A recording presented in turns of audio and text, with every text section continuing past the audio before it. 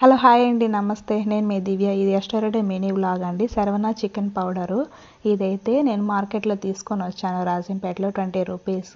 ఒక కేజీకి చికెన్కి అయితే సరిపోతుంది చికెను కొంచెం కార్న్ఫ్లోరు అల్లం పేస్టు కొంచెం ఎగ్ 3 వేసి కలిపి పెట్టేస్తే మొత్తం సరిపోతుంది మసాలా అంతా ఆల్రెడీ దాంట్లో అయితే ఉంటుంది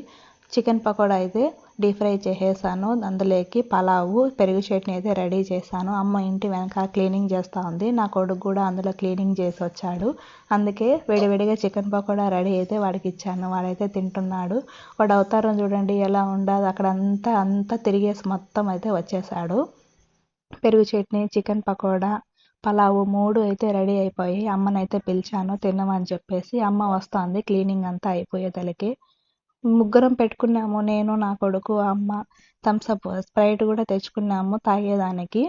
చూడండి ఎంత బాగుంటుందో వీడియో నచ్చితే లైక్ చేసి షేర్ చేసి సబ్స్క్రైబ్